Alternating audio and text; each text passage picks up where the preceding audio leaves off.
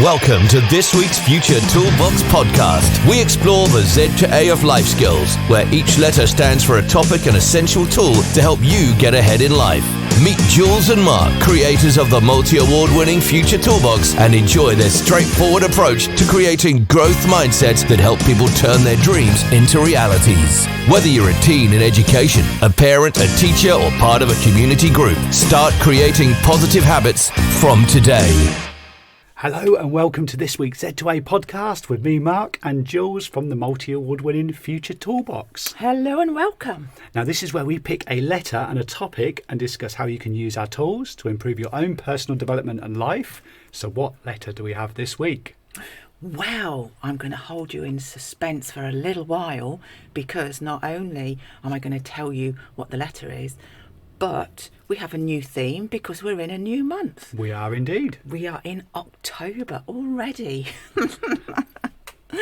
So this month's theme is all about reflection and self-improvement.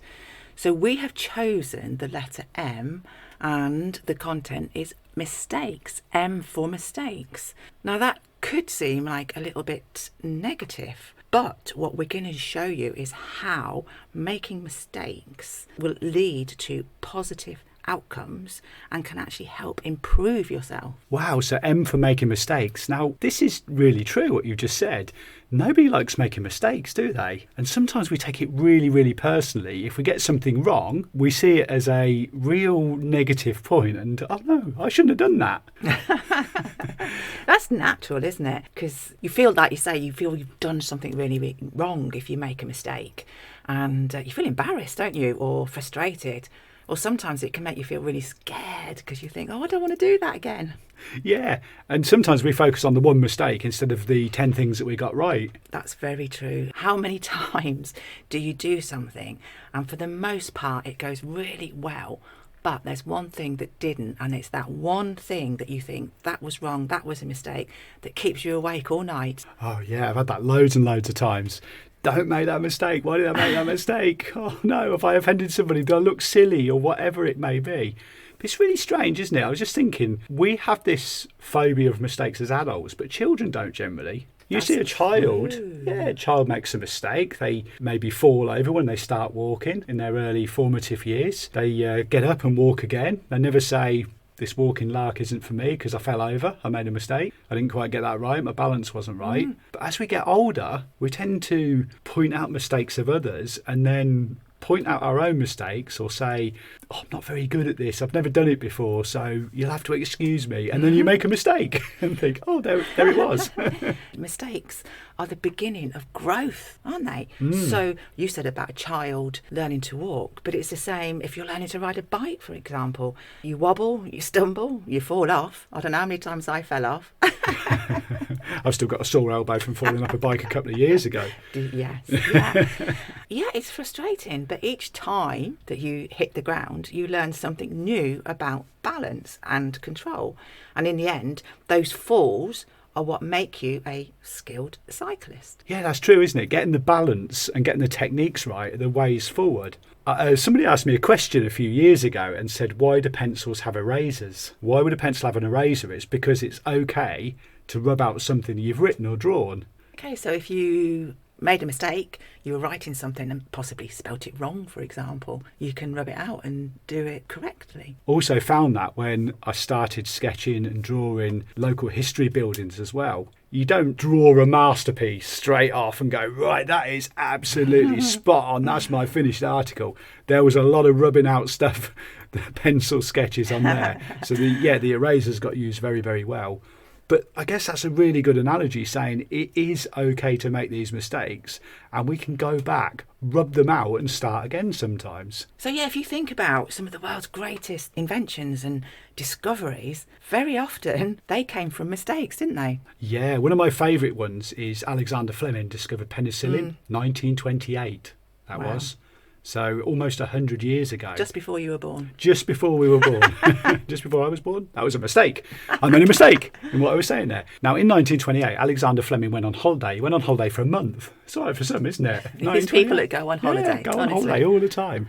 But anyway, The story goes that he forgot to clean his lab. He might have actually been packing his suitcase because obviously a month is a long time to go away and he was perhaps being a bit lazy. But anyway, he didn't clean his lab. Now, when Fleming returned, he noticed that some mould had grown on a Petri dish. And long story short, this mould was killing bacteria that was around the outside of it. And after a few years of further experiments, he actually went on to create penicillin, which saved millions of lives. How about that? How about that? But I've got another one for you. Ooh. When Will Keith Kellogg was actually looking for a good cereal recipe in 1895, he forgot about some boiled wheat he'd left sitting out. The wheat became disgustingly flaky looking, but the result was a whole heap of cornflakes. So that's how Kellogg's cornflakes were invented, by making a mistake of leaving them sitting out. Yeah, and now we eat cornflakes without thinking about it. But he thought they looked pretty disgusting at the time. Imagine if he'd just thrown them in the bin. That would have been a much bigger mistake because I'm presuming he made a lot of money out of that. And from there, you can make the lovely little cornflake chocolate cakes, can't you? Oh, I wonder if that was an accidental discovery. Oh, hats off to the person that discovered those. There is also another really, really famous one here that pharmacist John Pemberton created something. Can you guess what it is? John Pemberton. There's absolutely nothing to do with his name. No, it rings a bell. But... Okay, I'll give you a clue. It was a soft drink. Oh, I think I know. Yeah, go for it. I think I know. Is it Coca-Cola? It is. Yeah. So John Pemberton was trying to find a way of curing headaches. Oh. So he mixed cola leaves with cola nuts and carbonated water and created a soft drink called Coke, of course. Now, what some people then discovered is if you mix it with vodka, it actually gives you headaches. So John Pemberton, absolute genius, created Coca-Cola, and then we created hangovers. But yeah, that's just a great example of how a mistake can turn into something really lucrative. But that's not always the case, is it? Well, no. In looking at some big mistakes that have gone on, back in 2005, a small typing error led to the loss of $343 million. Wow, that wasn't a typo in a book then, was it? No, it wasn't. Apparently, it was a Japanese company. They attempted to sell one share in a company called JCOM on the Tokyo Stock Exchange for 610,000 yen, which is around about $6,700. But a typing error meant that 610,000 shares were listed for just 1 yen apiece. So that's basically less than a penny, I think. So although the typo was spotted very quickly, the broker was unable to cancel the order due to the flaw in the way that the TSE system handles such requests. Yeah, this mistake cost the company an estimated 40 billion yen, which is roughly $343 million, prompting several executives to resign, funnily enough. Wow, they never got into the TSE, which is the Tokyo Stock Exchange, by the way. I really, really wouldn't want to make that mistake. And I think those guys might still be remembering that one as well. Yeah, so little mistakes can lead to big things. Yeah, and that's pretty devastating consequences, really. It's a really, really famous stories like Blockbuster didn't buy Netflix in the early days because they said digital streaming of movies will never work. Everybody will continue to keep buying VHS and DVDs.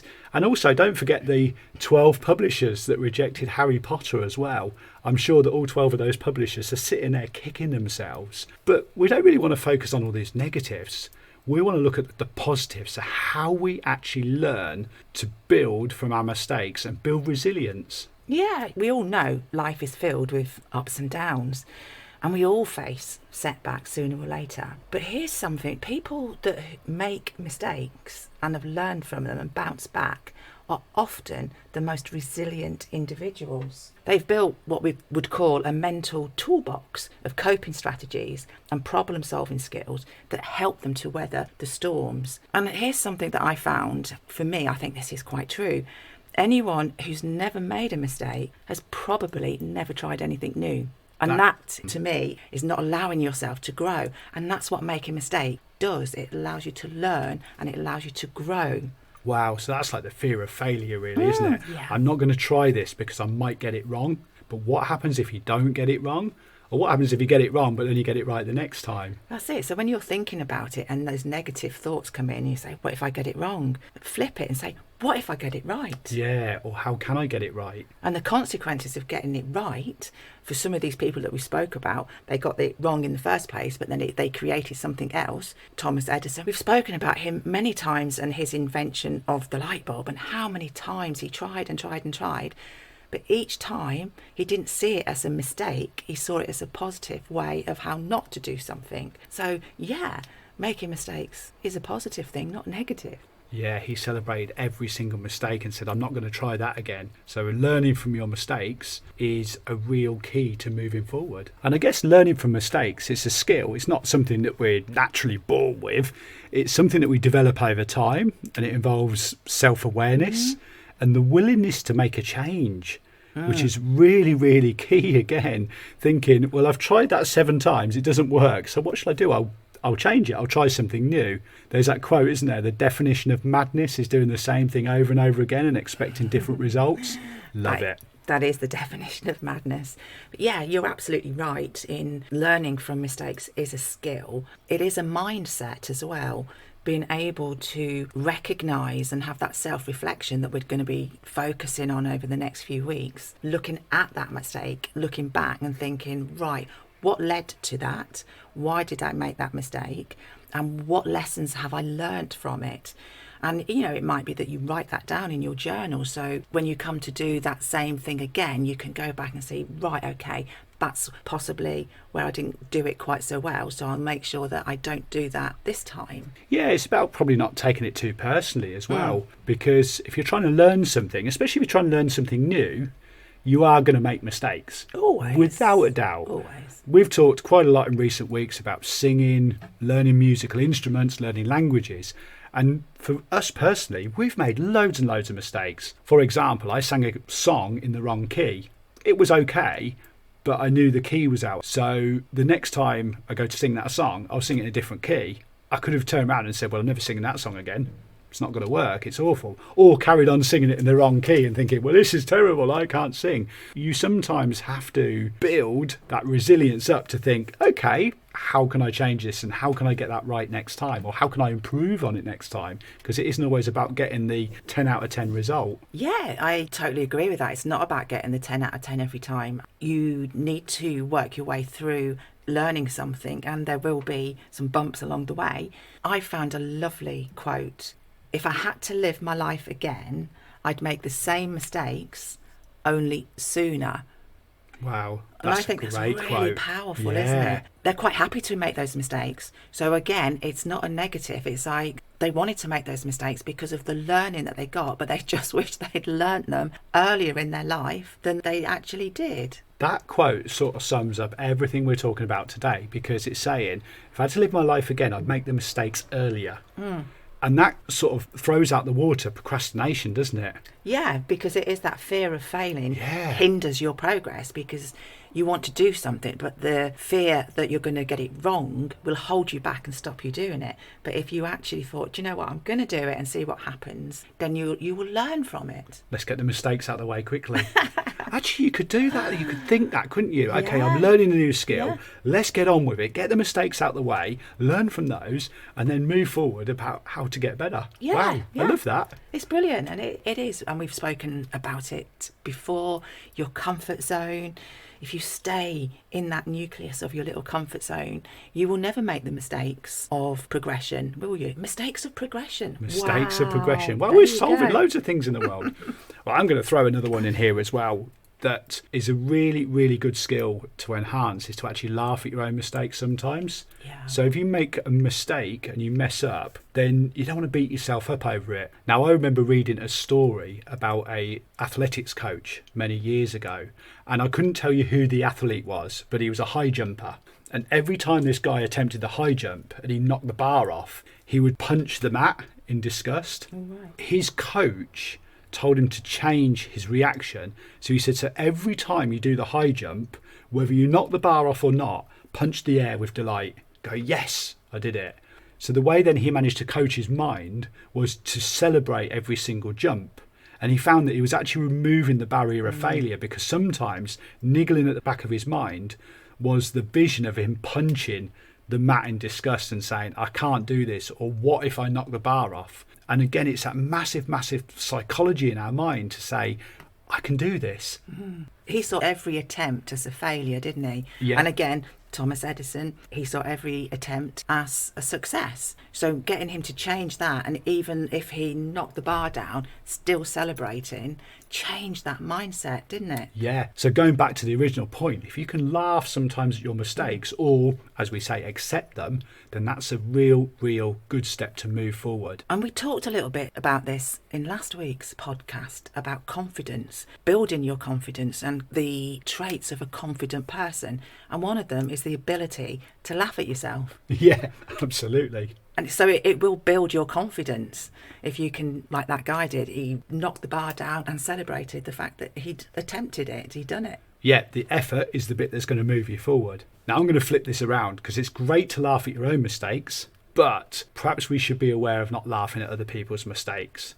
Now, a lot of work we've done in schools where we'll see somebody make a mistake in class or something like that. They may get something wrong, and then all of a sudden all the class laughs at them, and that person's feeling about 2 inches big. Absolutely. It's just sometimes encouraging others and helping them along their journey, and not picking up on the one mistake, but celebrating the 10 things that they did really, really well. Yeah, and celebrating the fact that they may have put the hand up and got the answer wrong, and instead of laugh at somebody for getting it wrong, saying to them, do you know, well done for having a go, because I didn't put my hand up because I thought I was going to get it wrong. So congratulations on having the confidence of having a go. That's a much better response than laughing. So what we're going to say to you lovely listeners out there, go out and make some beautiful mistakes and let us know. Oh, beautiful mistakes. I love that. Well, if you'd like some more tools, you can go to our website, which is futuretoolbox.co.uk. And you can also follow us on social media. We are on Instagram, Facebook and TikTok. TikTok. We're also on YouTube, and you can find us on LinkedIn, because we are everywhere. We are indeed. And we look forward to catching you next week to continue the theme on reflection and self-improvement. So have a wonderful week. Go out there and make loads of beautiful mistakes, and we look forward to catching you next time. See you soon. Bye for now. Thank you for joining us for the Z2A of Life Skills with Jules and Mark of the Future Toolbox. Don't forget to head over to their website, which is futuretoolbox.co.uk, where you can find lots of free resources, plus a host of books in the store, as well as subscribing to the membership site. Follow Future Toolbox Instagram, TikTok and Facebook at Future Toolbox, and subscribe to their YouTube channel too.